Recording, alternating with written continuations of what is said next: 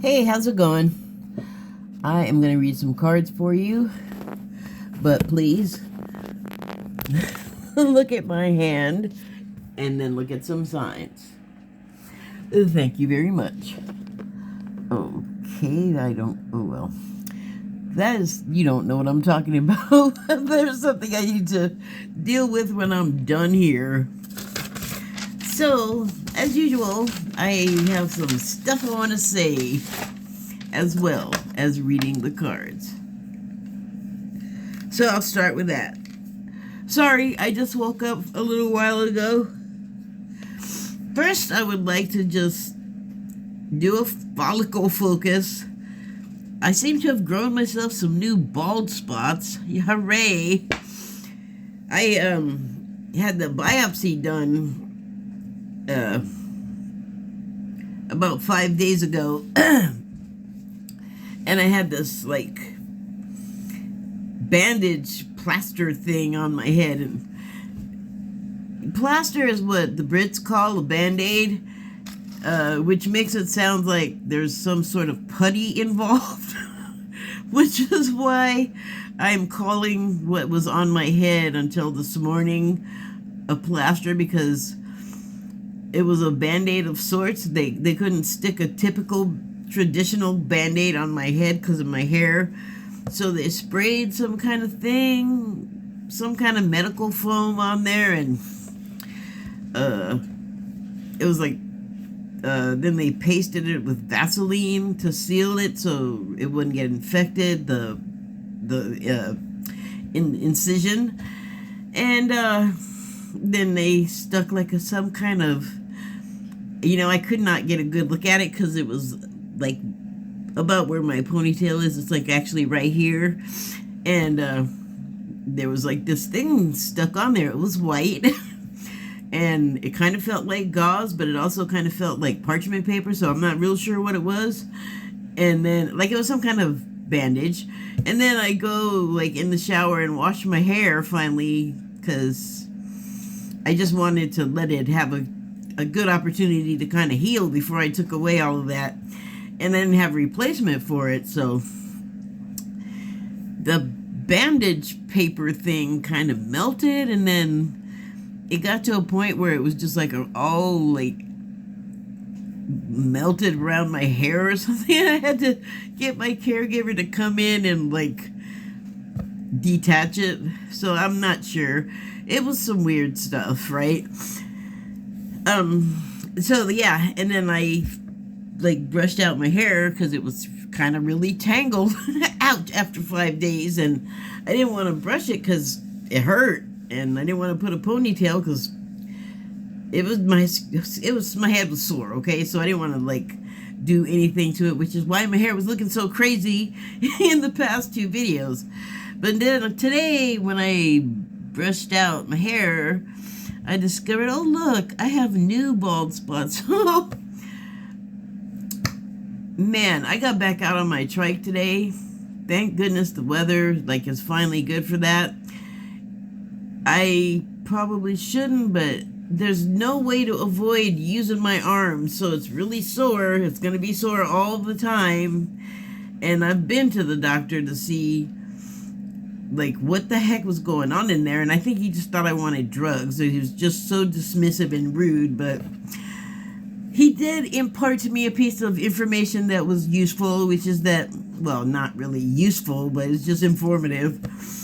Not really much of anything I can do about it. It's kind of when I broke my pelvis. There's no cast.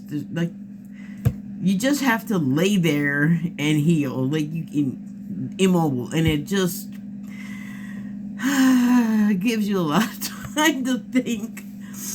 Different case this time, but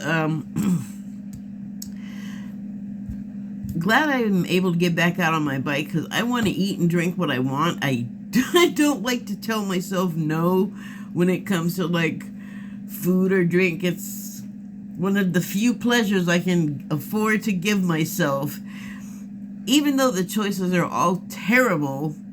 And it looks like I just indulge myself all the time. It's not the case. But what I'm getting at is I'm glad I could exercise again because it's looking like I'm going to end up with really short hair again. And it's taken so long to grow my hair. I'm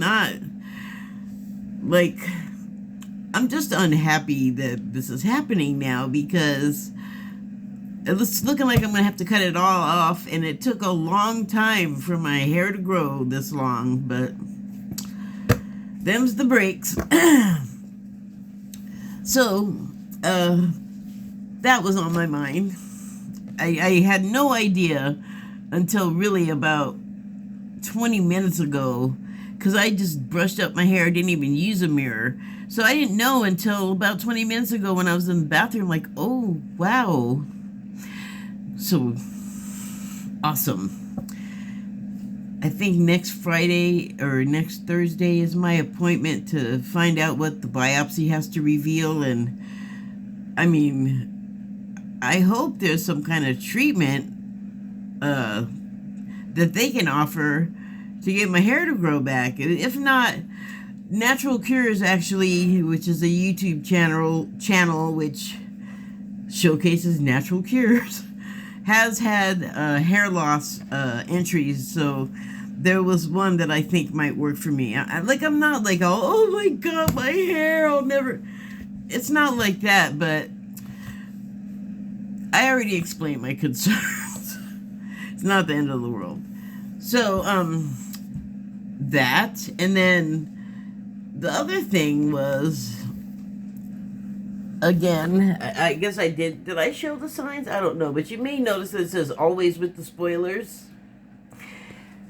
Be aware, I'm about to do spoilers. So, I'm very pleased that I got my Amazon Prime subscription reinstated, and I was able to get my show that I was in the middle of, which is Stargate Atlantis. I was able to pick up where I left off, and I noticed as I was watching it, the same way I do with many shows, is that there's a lot of information about things that we call conspiracy theories or not real and stuff like that. And if you're familiar with Stargate, like any of the series, and you know anything about like some of the like sort of new age spiritual human ET relation stuff, even with like QAnon, there's a bunch of stuff that they will, or at least they used to talk about regarding like ETs and secrecy about that type of stuff and what kind of involvement we have, and really the nature of the beings that a lot of the world actually does believe in and have had sightings, and there's less disbelief, I guess I should say, in other places than here, but there's also lots of belief here. Popular things are like scary aliens, like the Greys are scary and bad because they abduct you. Well, there's actually reasons why you're taken, and it's not that it's to scare you and be harmful, but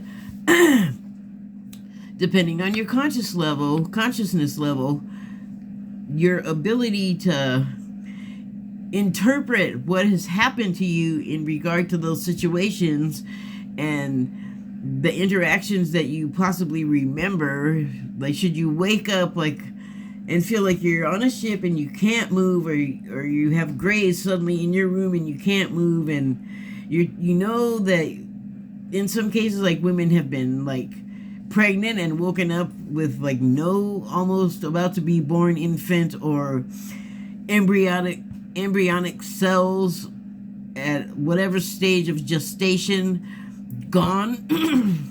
These are things that are talked about a lot and fictionalized a lot, but also have a basis in reality if you have an openness to a situation like that happening.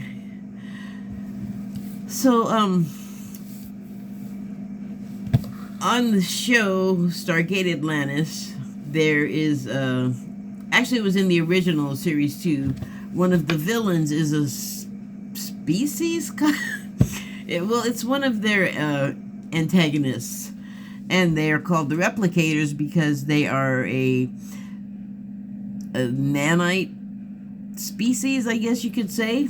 And the replicator, I call them replicants, that's Blade Runner blending. Oh, so yeah, replicators, don't work too hard on naming those species. But the thing about them is that they can like be individuals, or they can be a group like bees or something, or like an insect species, fire ants. This is a card from the Wild Unknown Animal Spirit deck, and I usually use this card to indicate teamwork. And here you can see that there's like an area of inflammation, and all of the ants are converging on it, and you could look at it as they are coming in to finish off an attack, or coming in to aid their fellows in some sort of thing, because that could be an inflamed bite, or it could just be something completely else that I'm not perceiving as something else. But it could be they could be coming to help, or they could be coming to help harm, is what I'm saying. So the nanites work in that way in the story. So coincidental with that, an ancient and disappeared, like extinct species, like the Mayans or something. They are different, but just go with me on that Mayans thing, because the Mayans left behind this incredible culture that I think is still totally being studied, and discoveries being made on the areas where they lived, and just a lot is being better understood than it was just better understood than it has been over centuries, I guess, really. And so the ancients, or the founders of Atlantis, in Stargate Atlantis, are all gone. Their artifacts and technology are around, and in the stories in those shows are being found, and people figure out how to use them, and they don't always know all of the repercussions. So their baseline baseline understanding of what's happening there. So the founders, or the ancients, had a war with another species that are sort of vampire-like humanoids, but instead of like biting you and sucking your blood, they are able to like put their palms on you and suck the life out of you, so vampire-like. And it's so strange, like they eat human life force, like that is their source of food, and their orifice is on the palm of their hand. And when I was writing my notes, I was a lot ruder about what it looks like, because there's so many rules on here now. Even though all kinds of stuff gets shown, you're not supposed to say certain things. And it's not just this platform, but all of the platforms are trying to eliminate the use of certain words and concepts because they're harmful for, I don't know, the kids that are not even supposed to be on here, but I guess they can't really enforce it. And it doesn't even matter, because life in the world on this side of the screen, just all kinds of mass events where people are lost to the world of the living because of instrumentation that people are using that's meant to be on the battlefield, but for some reason this country thinks it's a good idea to bring that stuff here to the streets, so people without training or good sense can be having access to it's just like we live in a crazy topsy-turvy world. It doesn't even make sense. But the war that the ancients were having with this wraith species was hardcore. Oh, I didn't finish telling you about the orifice.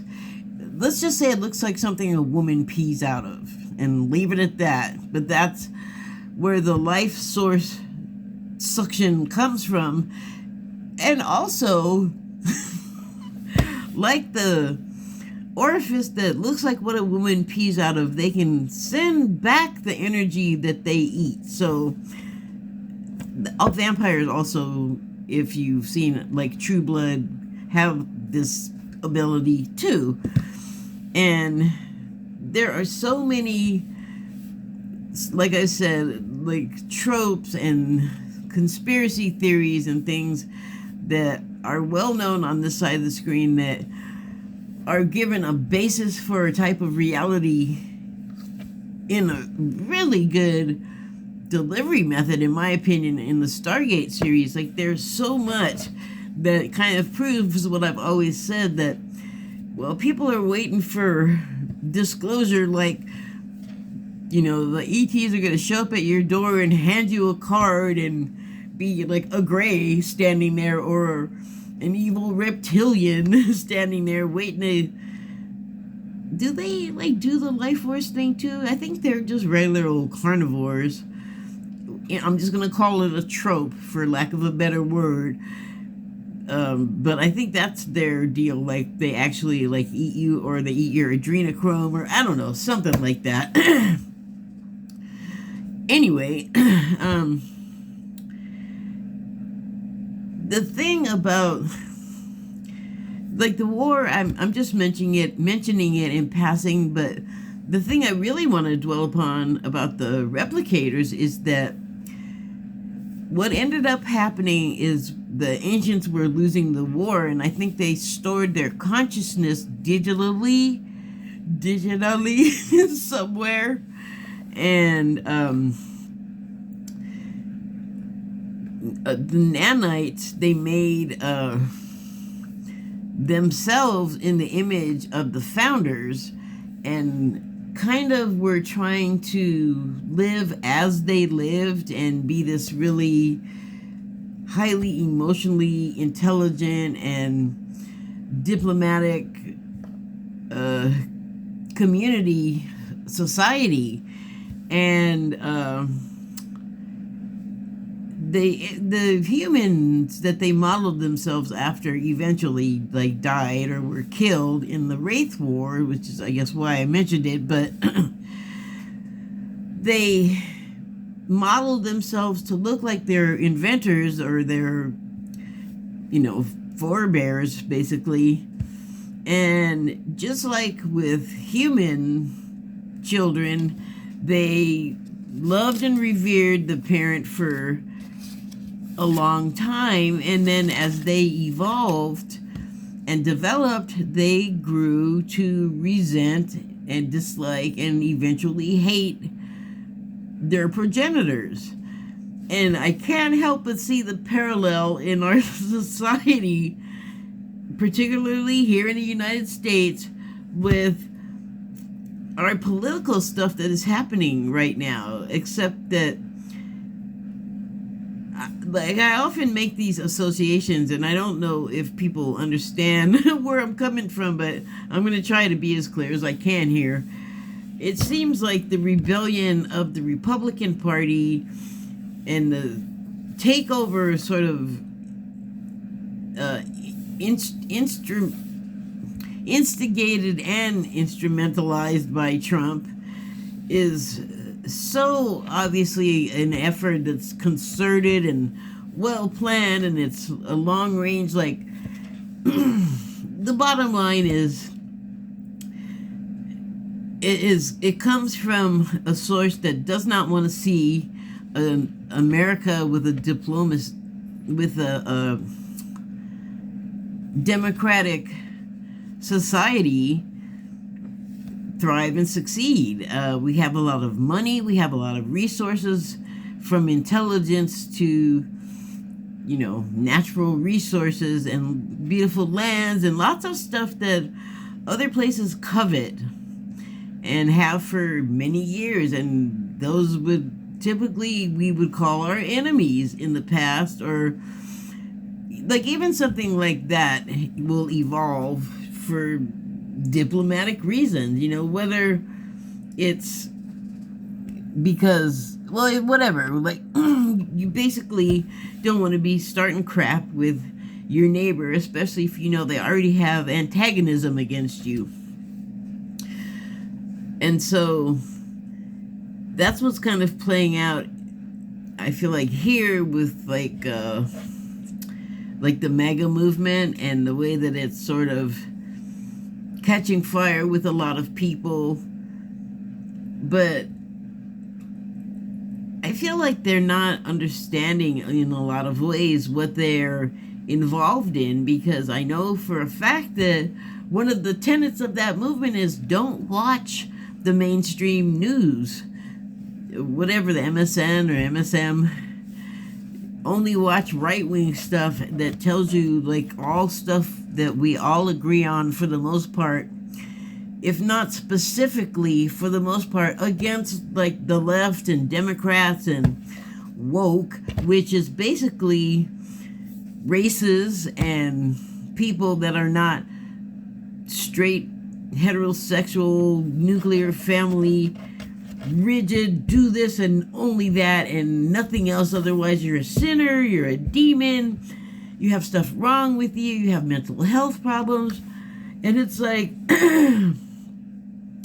all the mirrors are broken in that movement, and they don't, like, they make it a point of pride that they don't allow any other information but this specifically curated and very manipulative, by the way, sort of thought to exist.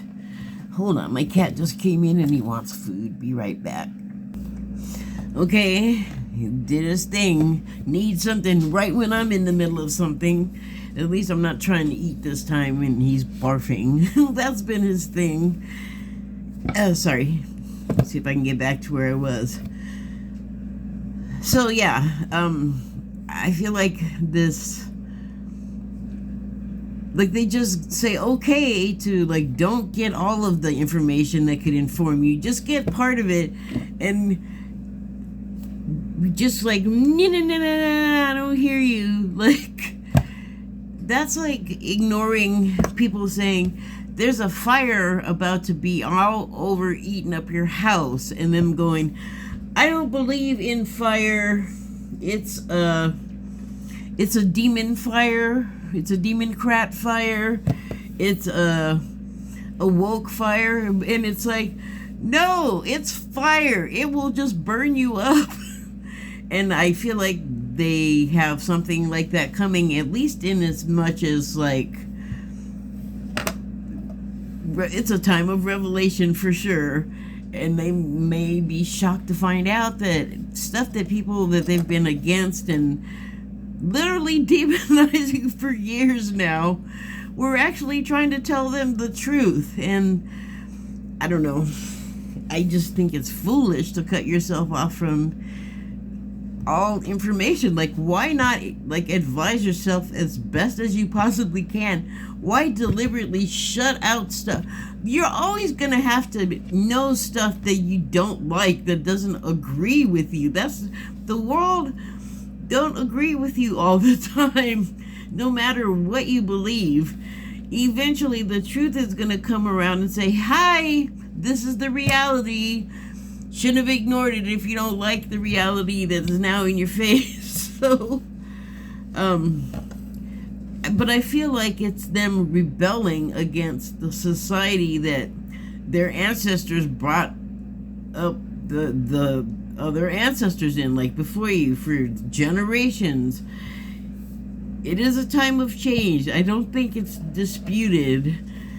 And part of the struggle is not wanting to see the totality of what's happening in the world and allowing yourself to be told things. And it's just so weird for them to say that they believe in individuality and they do their research, and I'm like, great, but why are you all saying the same thing? And why are you all like, this person said it, so it must be true? Did you like check their work though? Because to me, that's research. Okay, came across something and someone kind of like what they say. I always want to know, but are they like on the level, or are they full of baloney? I don't know. That's just me. It just seems wise to do. And so they're trying to incite something like a Wraith Founder War or a Wraith Ancient War with us constantly. Somebody's always trying to start a race war, and that's not a high conscious level thing, in my opinion. And also, I think it should be noted that for every time someone does something with the idea that they're going to make that happen and it doesn't happen, do you not wonder why? I have some thoughts on that. I'm going to go with the thing that I can relate to most easily, and that is the sort of like the blacks are the problem thing. That, you know, there's a whole group of like white culture that is against people that are not white, and there's a history, even though it's trying to be hidden and covered up, of exactly how that's played out since before the Civil War, but it's really especially been inflamed, in my opinion, you know, post the Civil War, because even though slavery has been eliminated and the systems that were in place at the time are gone, it's like people cannot let go of it. And the race war stuff still keeps trying to get instigated, and like people just want to dislike people for the differences and how they sound and what they do and their appearance, which, I mean, you can change it as a black person. You can do things to your hair and that, and like your, what is the word? Your personality, your, just the person that you are. But the reality of what you look like and the way people treat you and the way people view you hasn't changed a lot. Like I was just talking to someone earlier today, and it's hard for you to understand this if you don't have the background yourself, or a child that is partially of that background, or maybe you even adopt some child of a different race, but you fiercely love your child. When you see how the people are treated as opposed to the way that you as a white person may be treated, it's like people, no, they don't see it. They just don't comprehend. But what I was trying to explain is, even people who are your friends, who you've known forever, harbor these ancestral like resentments or hatreds even, but over the generations it's kind of dulled in a way, and then some people are just more open to stuff than others. But I don't know if it's like a cellular memory or if it's just like around the house where people can't hear like the real you. Stuff gets said, and you just grow up in a certain culture or a certain climate. And what I'm saying is even if it's your friend that you've known for a long time and you love them and they love you, you can still get hit with unconscious microaggressions all the time. And there's definitely a level of, you're just not as good as a black person. This doesn't matter if people are excelling at things in your face all the time. It's always a fluke, or somebody's helping them with it. It's not real. And it's like, that is a part of the institutional racism that people love to say doesn't exist, or like people that, when confronted with racism, especially when it's coming from them themselves, they're like, I am not racist. I am so not. Like, they don't get what they're doing like I always say, the racist never thinks they're being a racist, and they always deny it. But it's like, you are not the other end of what you are. You are not at the other end of what you are pointing at people. Like, you just don't get it, and it's a consciousness thing, and it's one of those things in life where some people just don't think things are real until it's happening directly to them. And so, in having this conversation with this other person who is actually someone I'm in a relationship with, so it's a consideration, because then they're gonna have to notice and actually be a part of these microaggressions when they happen. Like, then it will become visible to them. Although this particular person, like many in society, there are people that don't do that, and their hearts are open in a different way to where, like, that is not acceptable. So here's the thing about that, like, race war part of it, and the, like, you know, being the so-called problem with everything. Even though, like, a lot of us don't ever come into contact with these people, and they deliberately don't mix with black people, they're still like fouling up their whole lives, but they don't see how it is for us. And so it kind of wears on you, being like a black person in society, that you have to, like, deal with all this stuff from people. And if you reciprocate in any way, they have, like, a defense system that is harmful to you for raising up or opening your mouth, you know, like, immediately you're uppity, or you're impertinent, or, you know, we never should have let women vote. Like, it just escalates immediately to crazy. And so, before the Civil War, you know, like in slavery times, whatever, it's been a long time, many, like, centuries, that black people have been in this position. And in this country, have you not heard about people trying to start a race war forever? And the thing, here's what kind of got me started, was this thing now with, like, black history is trying to be erased, and you can't teach it, and you can't talk about it, and it's making the poor little white kids in school learn about it feel bad. Why does no one ever take into consideration the fact that we have had to not only hear it all along, we've had to experience it, we've had to witness it, like us getting hung and chased down and beaten, and it was like the national okay thing to do, like chase people down with dogs and fire hoses, and shoot us in the back, and shoot us when our phone scared you and it looked like a gun.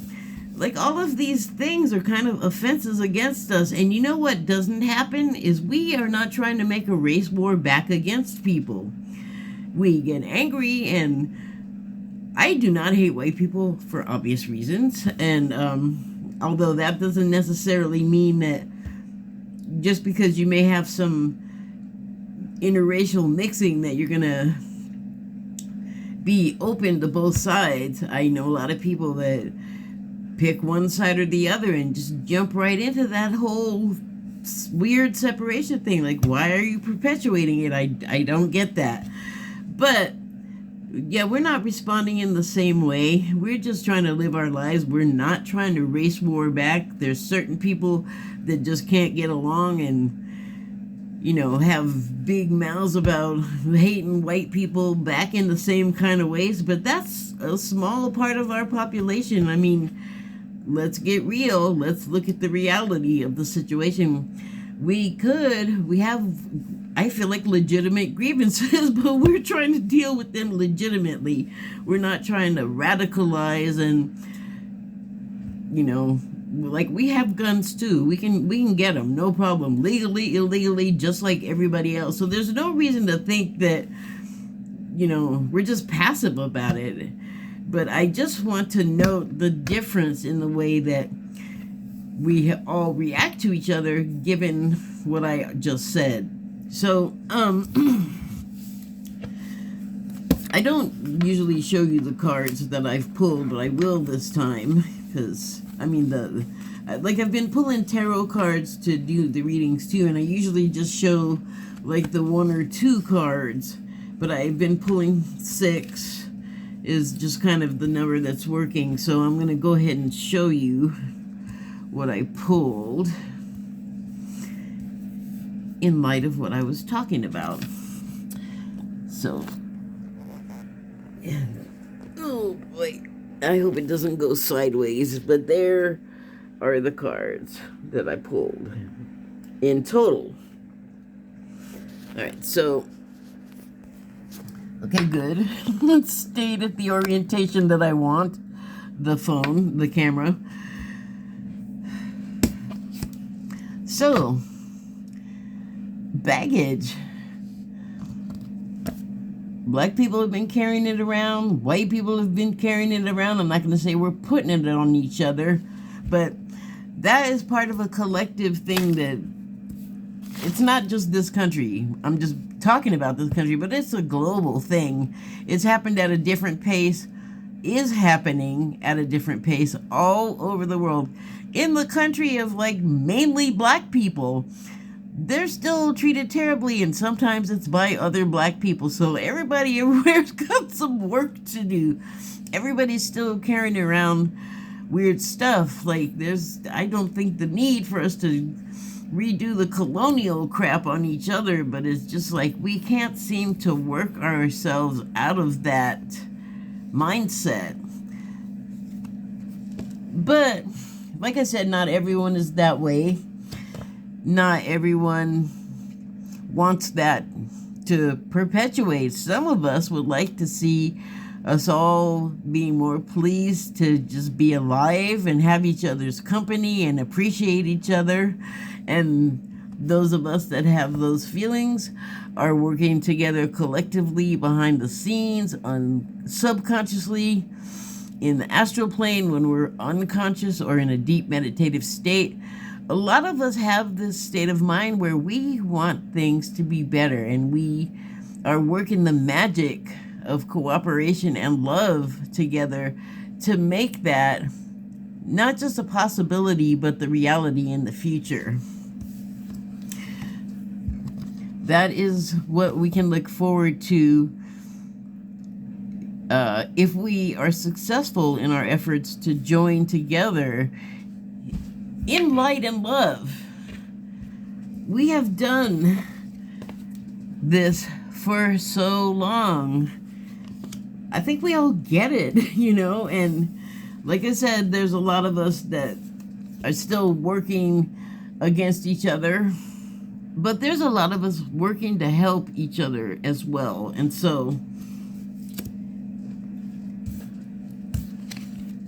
it's gonna take more magic, and at this point a lot of it's sort of come back here mystical, because it's operating on a level that most of us consciously are not appreciating, taking into consideration, or even given the benefit of having a reality.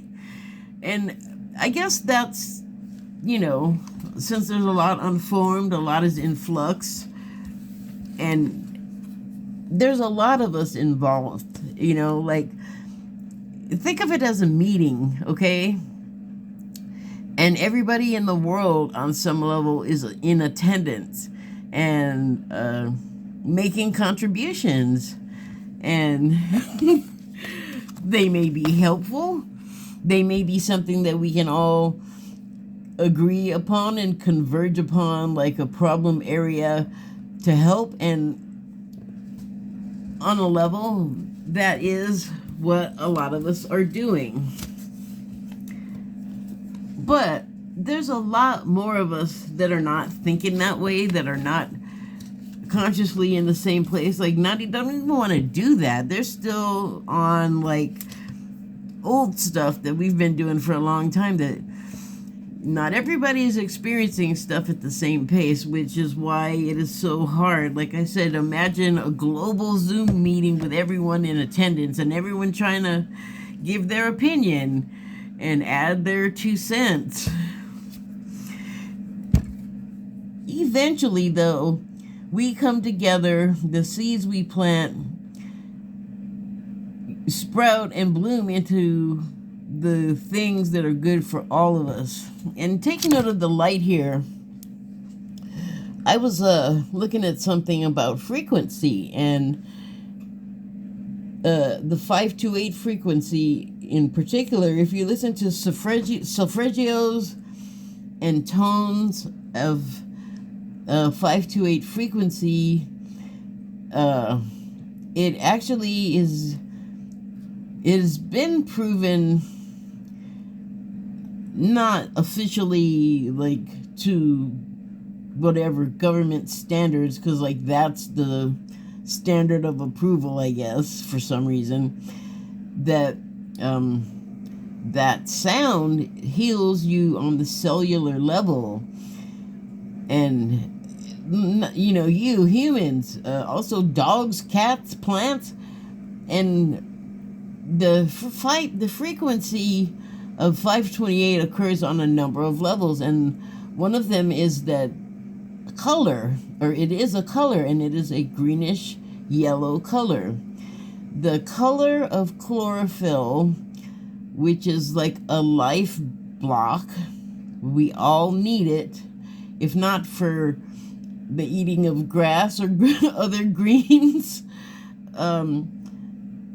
for what plants do for us, like helping us have oxygen to breathe and live also. So 528 occurs on a level, or in a number of ways in our life, in essential parts of it. You know, like, even if you're not a plant, this color, yellow-green, is also like something we get from the sun. And I just thought that was fascinating. And I feel like whatever we're doing, however we are feeling, whatever level we're at, this is something that exists regardless. This does what it's going to do without input from humanity. This is bigger. This is on a cosmic level.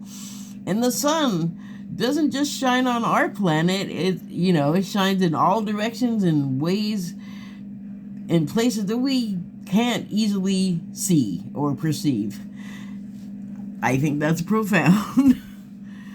So, yeah, I just feel like we got a lot. Like, I just picked one little lane. I didn't even talk about women being part of, like, being a woman being part of my totality of my experience. And I'm not the only one. Or, men have their issues in this area. Oh my gosh. I can only like talk about it, but I don't want to because it will just make me sad. But it can be learned about in our history. And I guess you could say I have a slight level of resentment for this whole push to bury that history and pretty much bury the responsibility of it. But see, here's the thing. I get how it could be hurtful to learn that about yourself, basically, but I think one of the reasons why, for the most part, Black people do not react in learning about this stuff in the same way is because in a lot of ways our experience is just so different. We have to live with it. There's no running away from it, and nobody cares about our feelings, to be honest. But I think that's changing slowly, incrementally. I hate those increments. I want stuff to move faster, but I think also that stuff is moving faster because I can't be the only one with that desire. And that is what moves things too, is people wanting the same thing. So things are still up in the air. Here's this skywriting card from the Shaman's Dream Oracle deck, okay? And it is the number 49 card, which if you do the numerology, you're going to end up with a 4 again. So, there. So skywriting is this card, and the subtitle is the Fates. And I always talk about these runes, so I was looking at them. I don't know if you can see this one here. I talked about, as I remember, it was, my interpretation of it became a meeting of the minds, a head-to-head, a tete-a-tete, okay?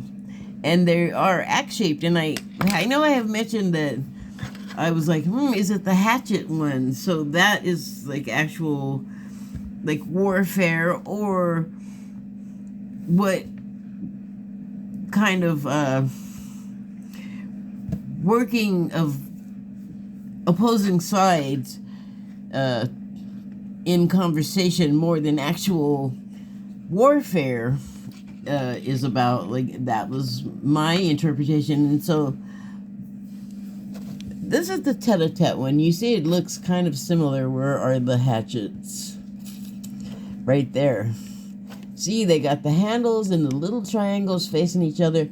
But what I think I remember from the rune book, well, the online rune book that I had on my laptop, that I only have one device, so it's hard for me to look at multiple things at one time, which is why I haven't been able to read the rune things. Like, I can't refer to it while I'm recording. But what I recall is that this was more about warriors talking, or like opposing forces meeting, right? This, I feel like, is more personal, like more about the societal thing, like the disconnect between black people and white people here in the United States. There's also the home, the rune for the home, which I was getting it confused, because there's this one that has always looked like a lean-to me, like a straight line with like a little sort of triangular thing coming off of it. And then this one was the stable. So I was getting them confused, but one of these is home and one of these is stable, like where you keep your livestock. And that is an indication of prosperity, like you have gotten your stuff together, and stability. It indicates, at least what I'm feeling right now, the beginning of stability in context, I guess, with what else I've been saying. And so you have the livestock and the happy home. I can't quite remember which rune is which, but they are indicators of having resolved your baggage. You know, like, it takes a while, but behind the scenes, forces are working to resolve these issues and make the world, like, a more prosperous and comfortable and livable place for all of us, really. And that is what that energy is. It's like your ruler, I guess, your leader, wants the subjects to be prosperous and happy, because then the whole kingdom prospers. And sometimes it takes a little intrigue and mystery.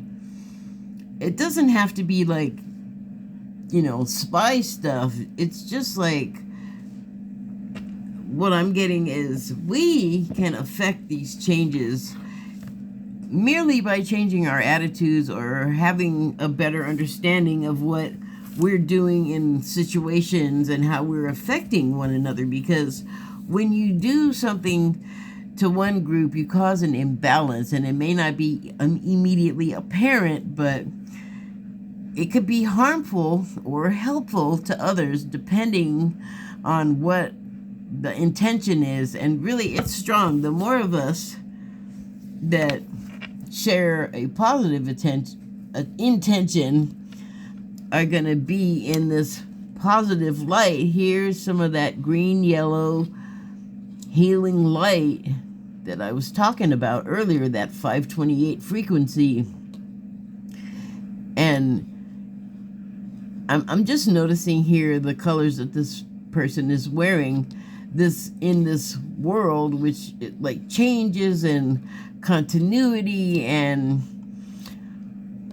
positivity, all inclusion, all things are possible, and I don't know, it's not quite a rainbow, but it gives me that feeling of a rainbow, which after a rainstorm, like what else can you feel but renewal? The air is freshened, the clouds have gone away, the sun comes out, all of the growth is like dewy and growing. Endless possibilities. Like we have it, all of us, in our hands to do that. And there's more signs here. And well, this looks like the Metatron cube here. And I'm not gonna go into all of these because I would have to. I only recognize all of them, but I don't recall all of the names and what they all stand for. So I'm not gonna go into it this time. I'm glad I remembered the runes. So we're in eclipse season, and the next eclipse that is about to happen, I think this week, is going to be a solar eclipse, which means it should happen in the daylight. It would be a complete one, and you can get your little cardboard papers with the holes punched in them or whatever. I won't be able to see that one, but there's a new moon this week. Okay. Excuse me. Not my nose. Don't drink through the nose.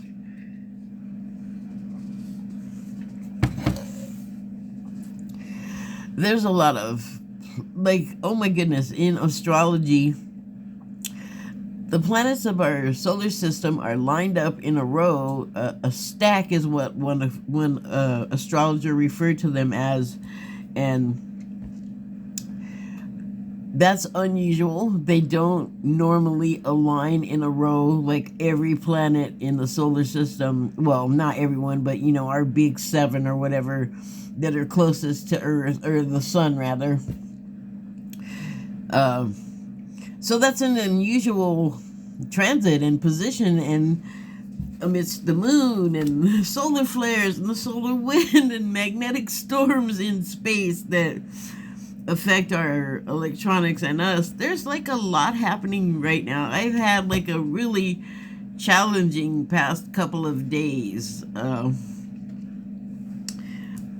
I've had to work real hard to keep it together and not just bite off every head that gives me the slightest problem.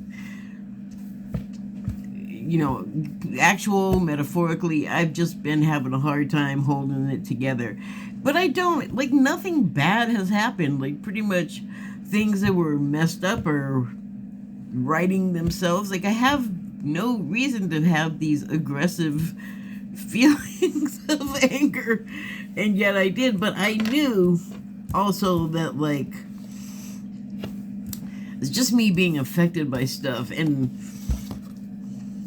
I don't know, maybe this card can best depict kind of, I guess, what I was feeling like. Part monster, part beautiful angel. Kind of trying to fly out of the darkness, shed darkness. Like, what is this? Is this some kind of light? I'll take it. Ultraviolet? I can't see it, but I know it's there. I'll take it. I'm gonna just stick a wing up there and wrap it around my, I don't know, personal life planet, like me. That is me, and that is me. Because you are me, and we are he and thee, and whatever. Okay, now I'm screwing it all up.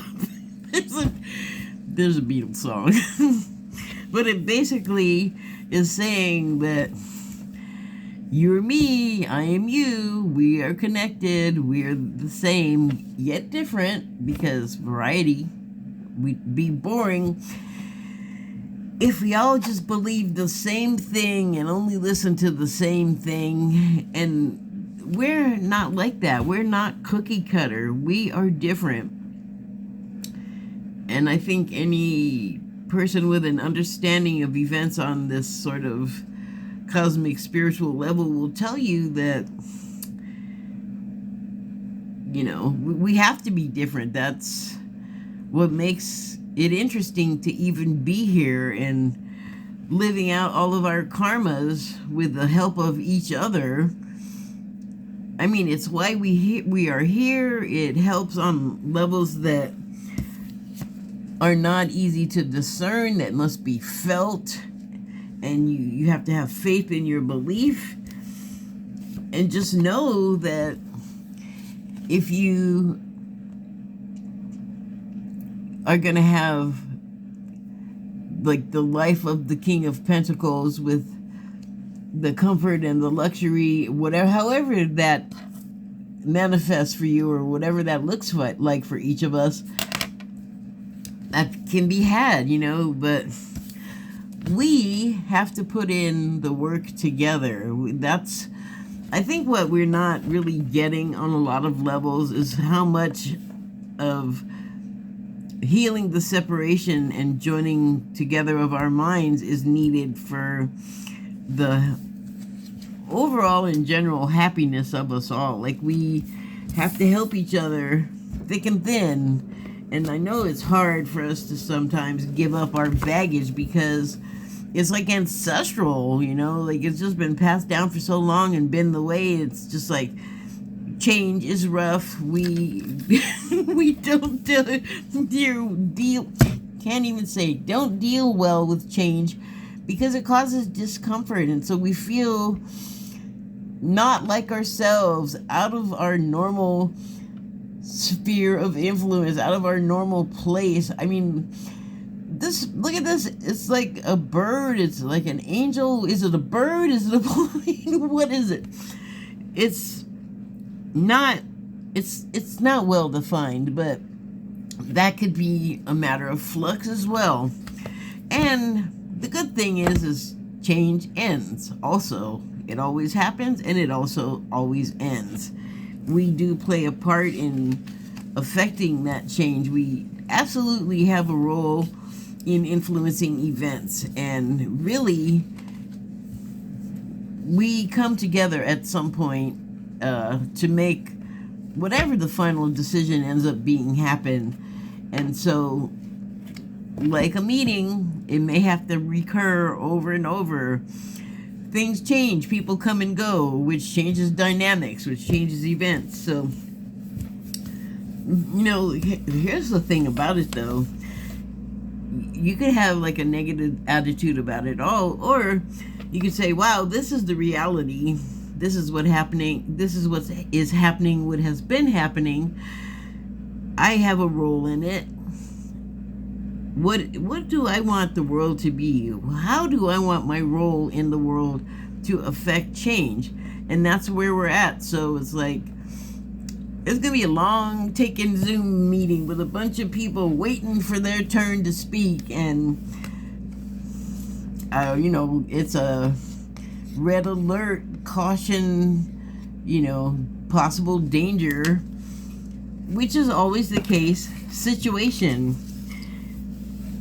And, dang it, it's going to work out in time. More increments, more waiting. It'll be worth it, though. So, that. Thank you and good night.